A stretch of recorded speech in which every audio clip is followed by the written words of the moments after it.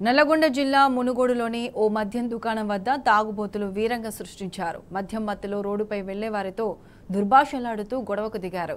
స్థానికుల సమాచారంతో పోలీసులు అక్కడికి చేరుకుని వారిని అదుపులోకి తీసుకున్నారు. కనీసం వారు నిలబడే పరిస్థితులు కూడా లేకపోవడంతో గంజాయి తీసుకున్నారని స్థానికులు అనుమానం వ్యక్తం చేస్తున్నారు.